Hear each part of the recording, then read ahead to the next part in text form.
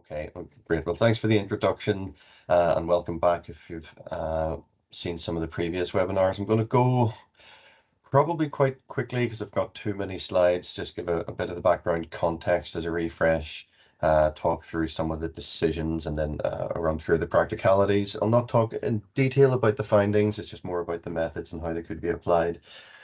And I'll try and leave enough time for questions and discussion at the end. So just to recap some of the previous sessions where we looked at the background and this idea of the complexity of social systems. So on the one hand, we can think about quite simple systems where things are quite certain and there's high levels of agreement.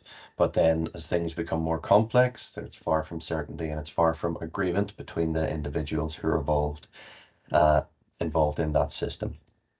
I'd like to give just a slightly different perspective on what complexity is, because I think it would be helpful just to frame, it reinforces some of these concepts, it gives another way of thinking it through. So we can think about the complexity of a system as the amount of information it takes to describe the system. So if we think about this system on the left-hand side of the screen here, that's quite simple to describe.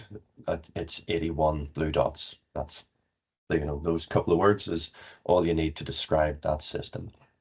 If we look at the right-hand side, it's a slightly more complex system. It's again 81 dots, but now there's connections from one dot to the adjacent other. So that can be described as a 9x9 grid, which again isn't that complex to describe. It doesn't take that much information to accurately describe it, and that gives you an understanding of the structure.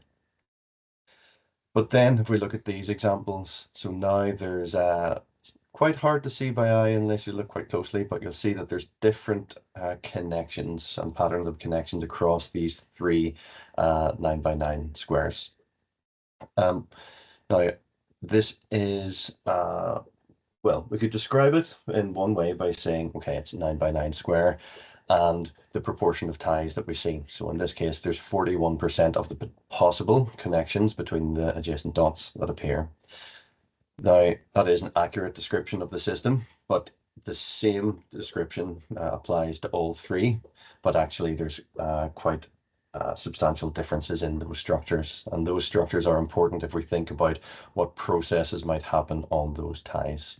For example, if we imagine information or anything flowing along those connections, then we see three entirely different system structures for the same number of dots and the same proportion of connections. So we need a lot more information to actually understand that structure accurately.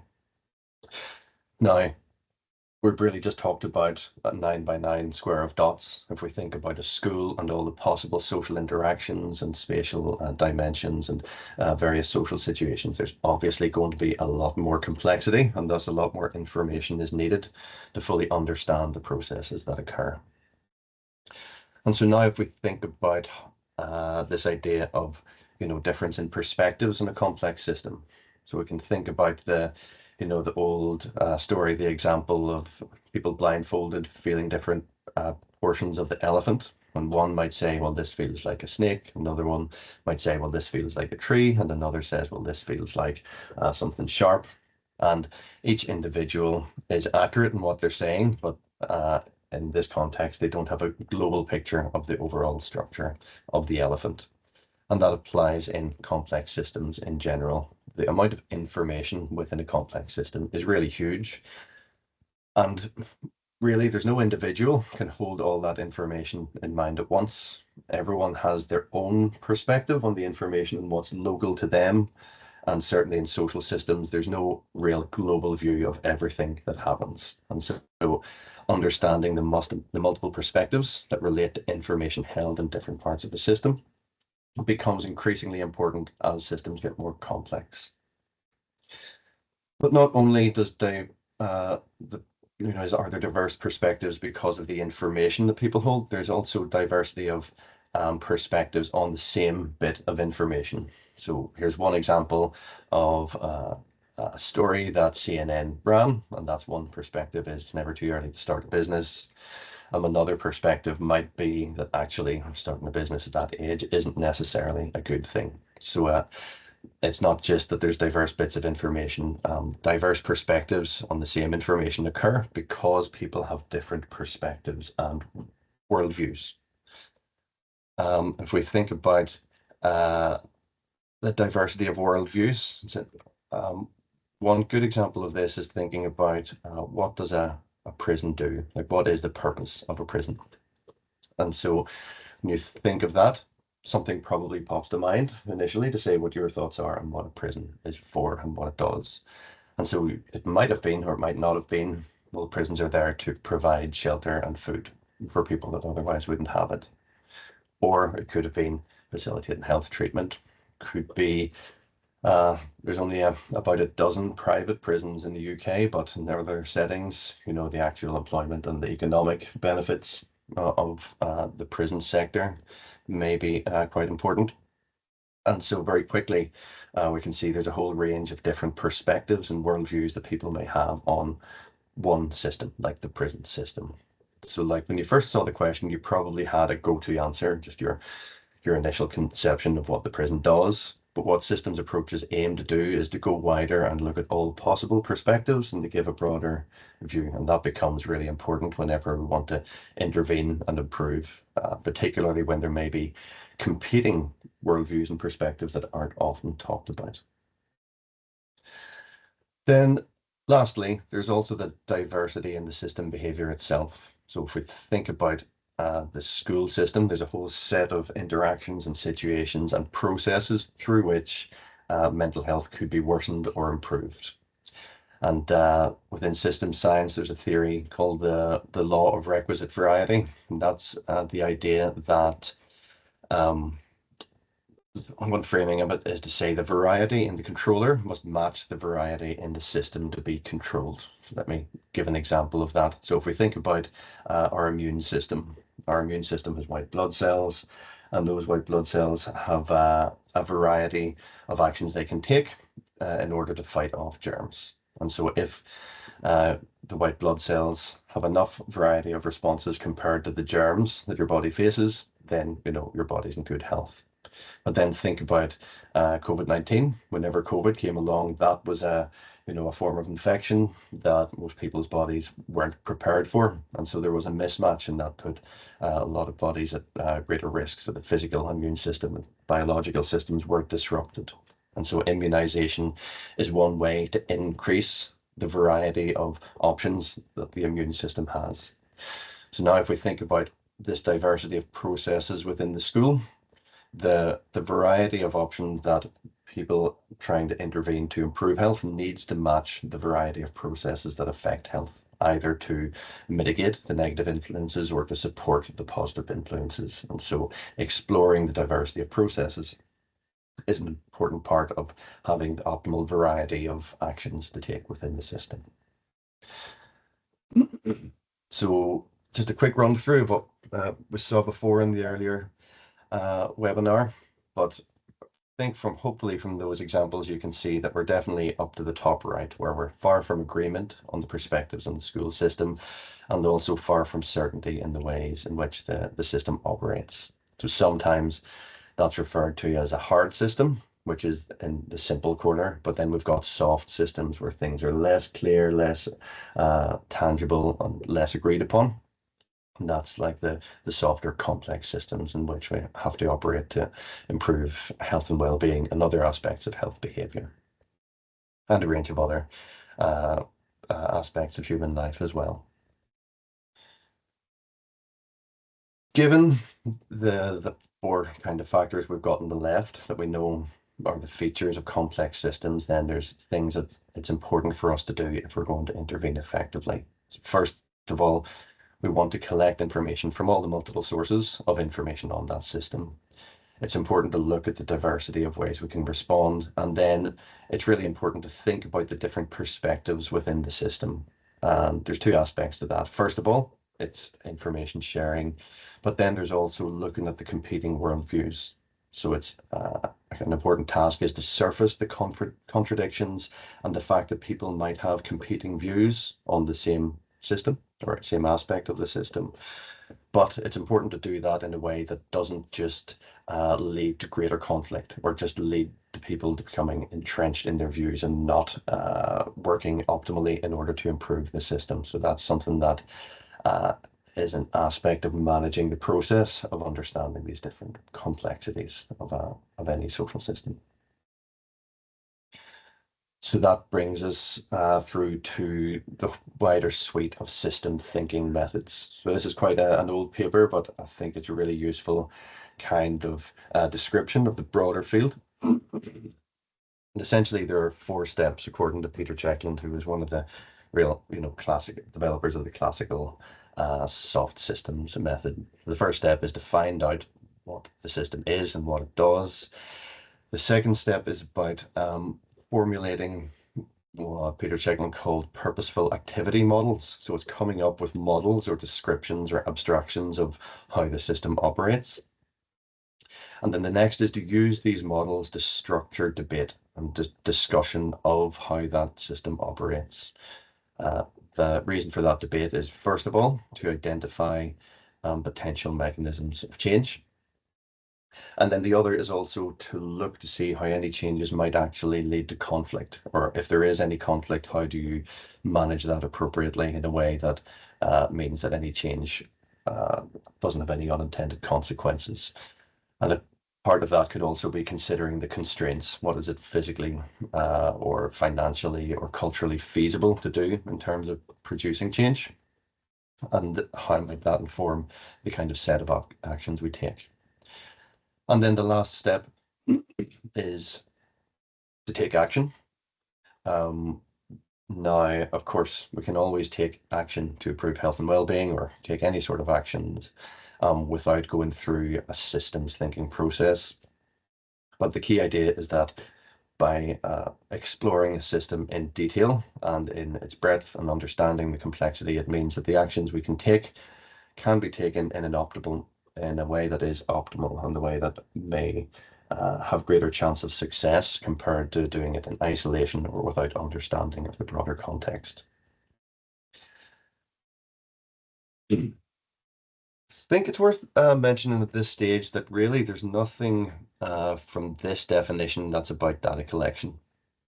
This is really action, or potentially action research, but it's not primarily about data or research. I mean, it's very useful and can become part of that process, but it's probably a lot closer to a practice than it is a research method. So it's just something to reflect on in terms of how and why you might want to use it. Certainly in terms of affecting change within systems, but also in terms of involving people in a meaningful way in the kind of research or other changes you might want to see within the system you're studying. So again, just fitting this into where we are in the webinar series and the process. I mean, it's not necessary to do them in the order left or right, but we're kind of presenting them in that way. But, we've done some walking interviews around schools. We've got information from that. We're bringing that to the workshops, and that follows on into the surveys and ABMs. There'll be 2 webinars about different aspects of the surveys, and then also the ABM webinar. So just briefly to talk through other system mapping approaches. Here's 2, one book and one guidance document that I think are really great and really useful. And they're talking through what's quite a dominant approach, certainly in health and well-being, the kind of system mapping and building causal models of systems. Now, if you look at these, you'll see lots of examples of this sort of causal system. So we see the different nodes or boxes, or give a concept or a measure or a construct, and then the arrows show hypothesized causal flows throughout the system. Now, the issue with this that we've kind of encountered is this process kind of assumes that each of these constructs has some kind of level that it's useful to characterize at the population level, and that's the sort of thing you model. But going back to some of the concepts that Larry talked about to begin with, if there's an individual by situation interaction, then maybe some of these processes apply in some situations, but not in others, or apply to some individuals, but not to others. When that occurs, then this kind of broader, decontextualized, unsituated model may not be as useful a modeling exercise to understand that situated element. But that kind of causal mapping is only one aspect of the wider systems thinking space and theory and practice. So this is a slide from Jeremy, who's taught me quite a lot about systems thinking, and Cranfield University has other short courses and longer courses to look at. But without going into detail, you can see there's lots of processes and tools that can be applied that aren't just about the causal loop diagram. And so that's kind of the starting point and springboard for the methods that we used within the SOCITS workshops.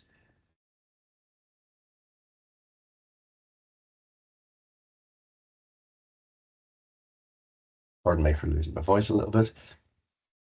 Okay, so just before we go into the details, just a few background features. So we want to take a participatory approach. And so that means that both the pupils or students within the school, the staff, whether that's teachers or nurses or educational psychologists, and us as the researchers are all involved in shaping the project. Also, we have youth advisor investigators who are involved in the interviews. And although they couldn't attend workshops in schools, they still fed back and saw the information. So we're involved collaboratively in the process. As you've heard a bit already, and will continue to hear throughout the webinar series, we're taking a situated approach. We really want to elicit information across different situations within the school. It's relational, so we will have a webinar about this network analysis approach, but we really want to understand the interactions, and the interacting parts being a key feature of complex systems. And then the last two is we wanted to facilitate learning from others and gaining and sharing information from among the various people taking part in a way that minimize the power imbalances that exist within the school. And I'll give an example of like the student-teacher power imbalance and interactions, and how these approaches kind of can help to balance that or rebalance that a bit later on.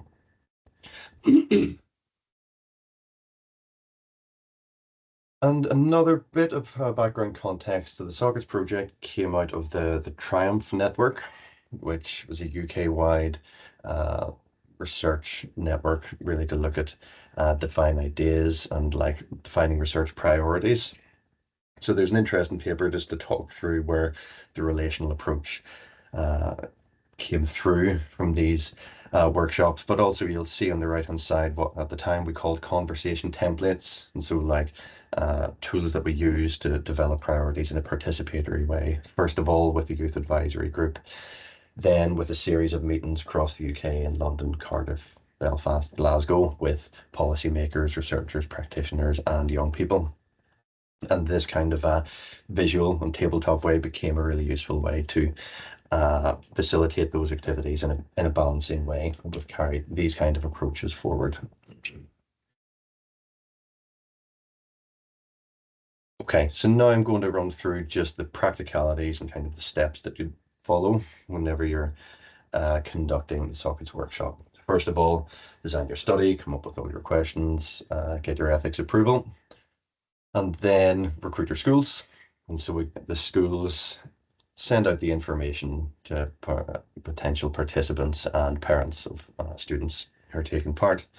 And after that, they send back some info on who's signed up, who's interested in taking part, and when you can go to visit the school.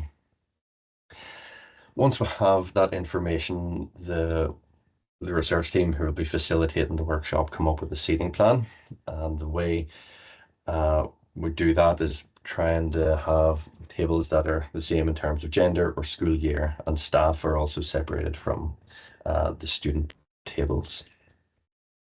So it might seem strange to have such hard segregation for a process that aims to share perspectives, but we'll come through the kind of methodology and how this is actually part of effectively sharing perspectives while balancing any conflict. We'll see how we manage that process in a few slides.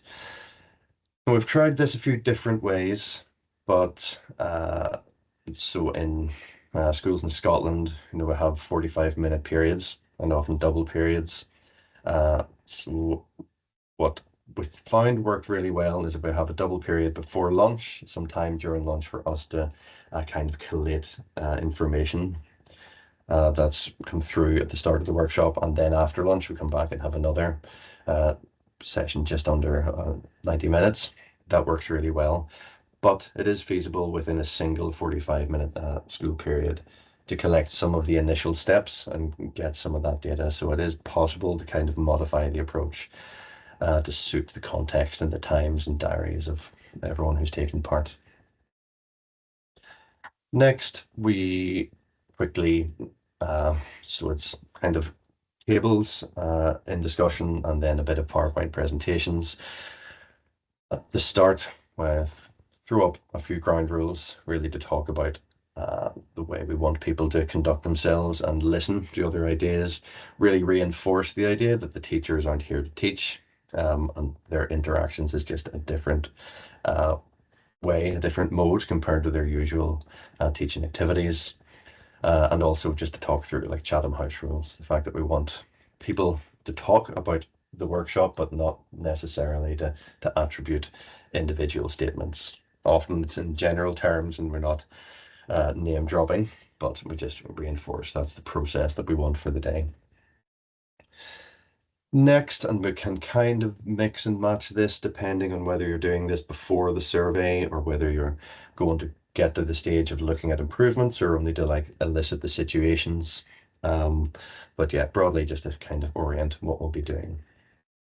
Then a quick icebreaker on what we've used so far. Of course, there's many different options, but what's worked quite well and just been a bit of fun is to draw two pictures of food, what makes you happy and unhappy. So that's a useful way just to kind of level rather than only being verbal or text based. It just lets people be a little bit creative, use a different part of their brain, and also just to have a nice bit of discussion.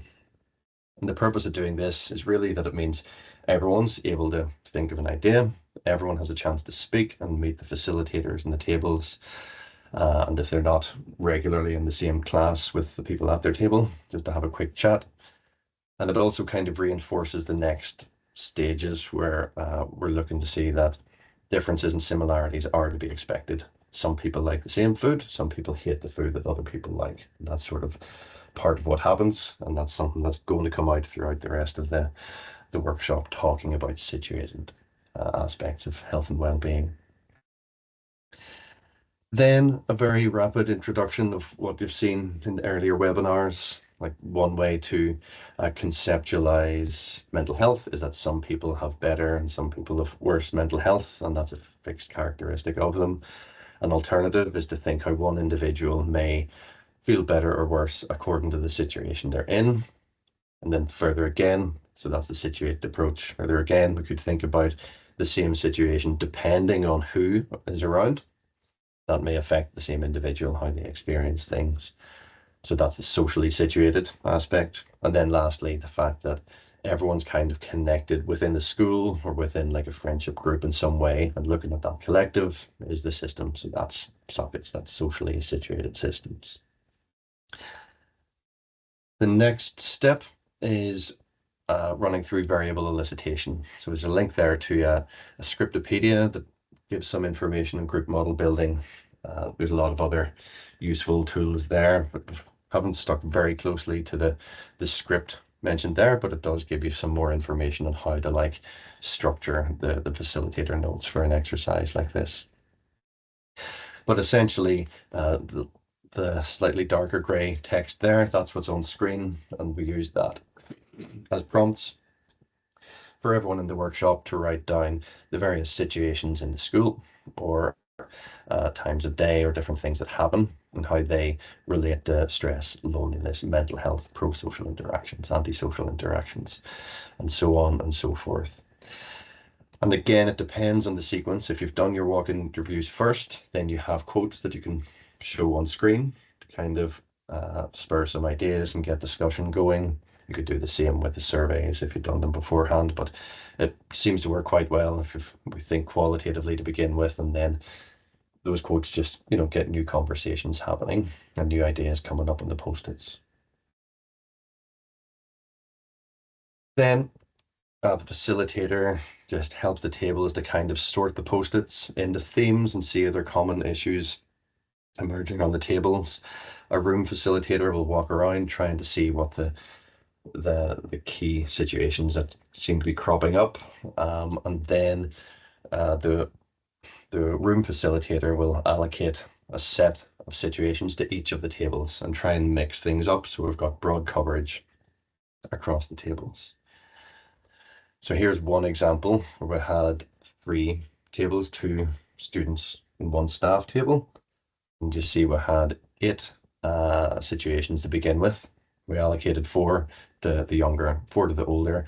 And for the staff table, they had some overlap with both of those tables. So that, again, this is the start of one way to look at sharing perspectives and sharing worldviews on the same situation, but also allowing us to get coverage of the processes happening within 4 different situations.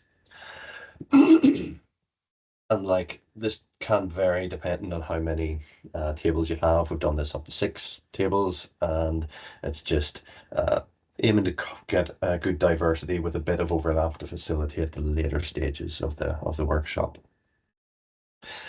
So once you've got 4 situations per table, we then move on to the socket squares. So you can see some examples. There's 3 in a row beside each other. We brought into the office after a workshop. You can't read it, but you can see the kind of structure of it. Essentially, large tabletop, like the conversation templates that we'd used previously. But now we have in each square, each quadrant has a different situation, and we write that in the center. Then there's the dark and light segment of each of these quarters. On the left segment we call the feelings segment. There is a few questions and prompts just written on the sheet here. So on the left it's asking what's the situation like, what sort of moods and feelings do people have in that situation. And then at this stage anyone can just get the post-it notes and start listing out ideas about the feelings and moods. The right segment has a few questions about who would be in that situation, how do they behave, what do they do, and also what interactions happen. So again, this is now getting into the kind of processes, the interactions, and how they affect. And people are able to annotate however they like, draw connections of how interactions here relate to emotions. It can get pretty messy and freeform, but the key issue is it's allowing open discussion within these homogeneous tables about what they think the processes are for each situation we've discussed. Then the next step of the workshop is once you've got information, the tables have really started to fill out across the 4 segments. Depending on the time, you might put down a new socket square and do another 4 situations, or you can move on to this stage. So this is the table rotation stage, and this comes from the World Cafe method. You can read a bit more about that there. But essentially what we do is we get everyone to stand up, which is quite good to just get everyone a chance to stretch their legs, re-energize, and they walk over to another table that they haven't been on so far. Then they sit down, the facilitator introduces what's been written and encourages people to add to it and just reflect on what the previous table has done. So if we think about the allocation we had previously and think what happens during the table rotation. So first of all, we had the younger years who talked about 4 topics.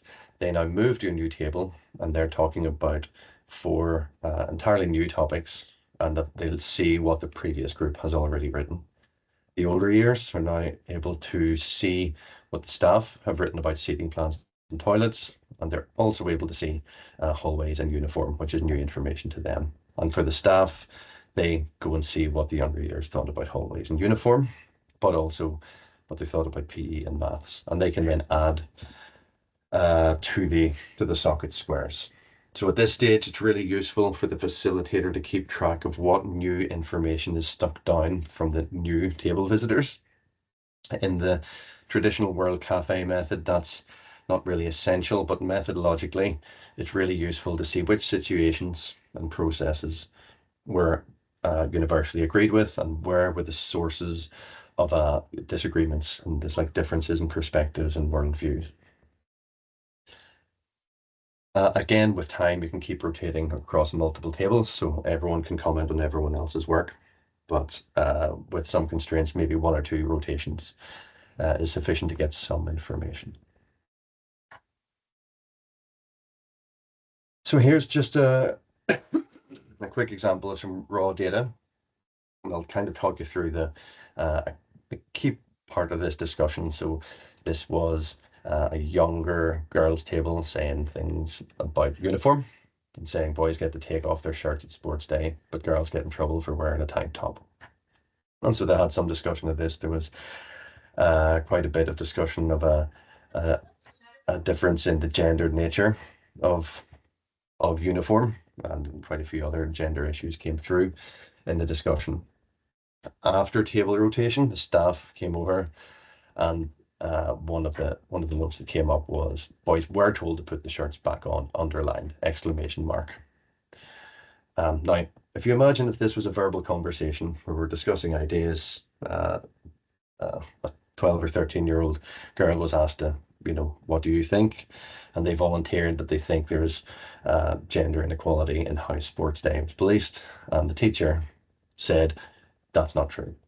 Like, there are really quite powerful social norms that kind of prevent the student from saying, no, I disagree, and here's why, because that's just not the way interactions happen within a school environment. That's, there's kind of power dynamics that kind of counteract that. Instead, that initial reaction from the staff was made on a post-it note to the facilitator. And the facilitator went, well, why is it perceived that way by the folk that were at this table? And then that led to, well, maybe it's an issue of compliance. Maybe the boys didn't put their shirts back on, but the girls did. Okay.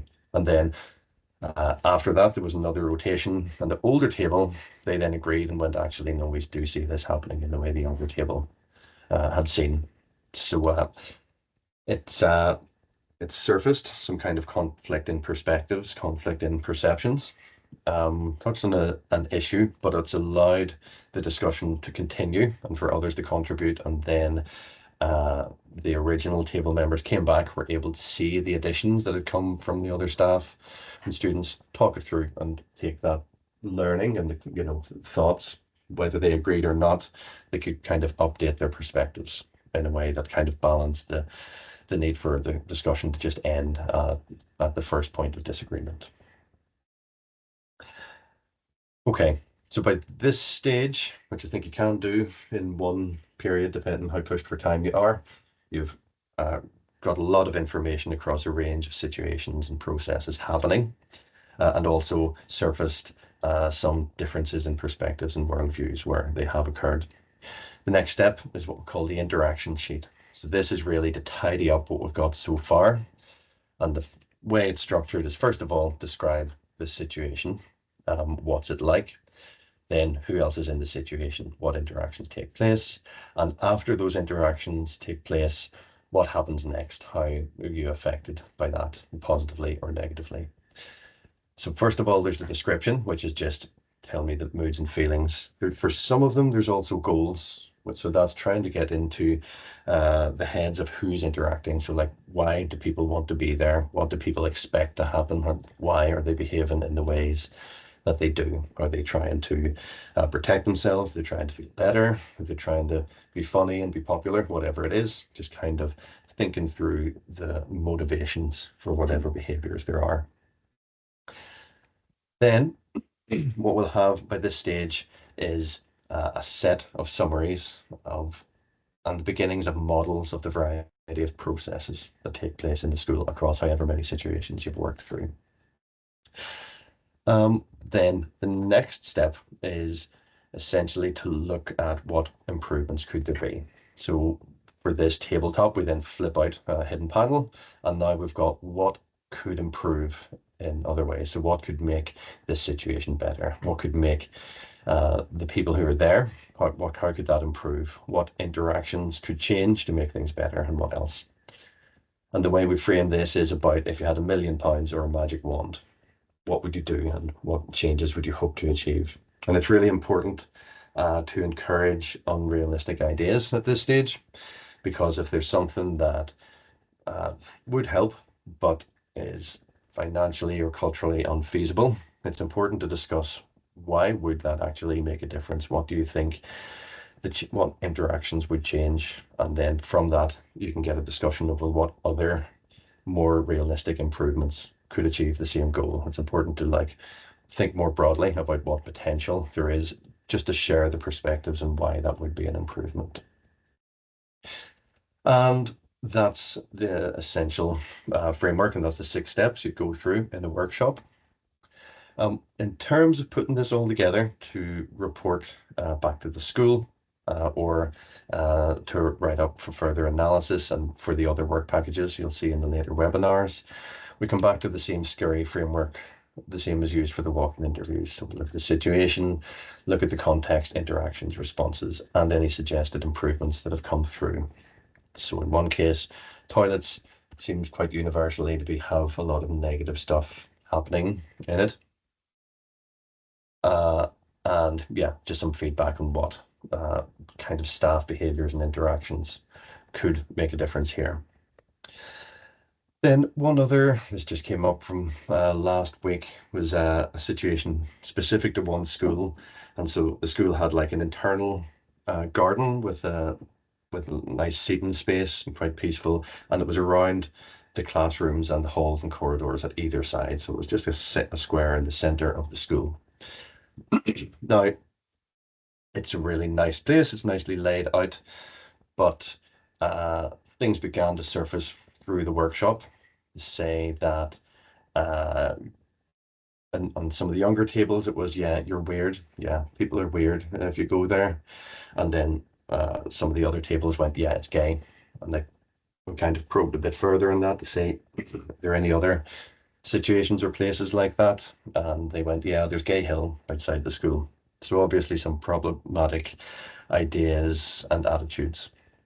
From the teacher perspective, the teachers just went, I don't know what's going on. Nobody seems to go there anymore. At some stage in the last year, everyone's just crushed into the other areas of the junior or senior school.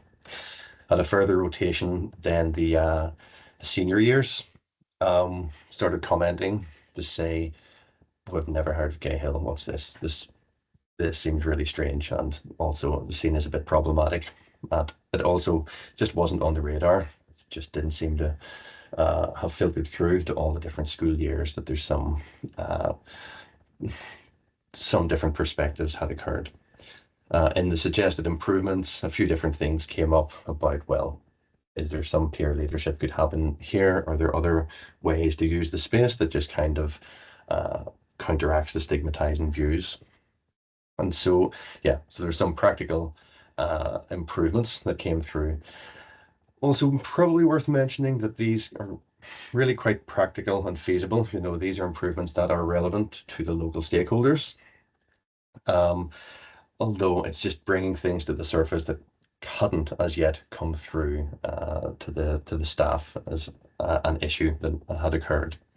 There was a few other situations like this. So one that related to a lot of stakeholders external to the school, and the suggested improvements came through, and afterwards we were discussing with the staff, and they went, oh yeah, that used to happen, but then after COVID it just sort of stopped happening. So there's, just processes of change, and this is a useful way to reshare that information and kind of bring that back to the staff and the students and the wider stakeholders.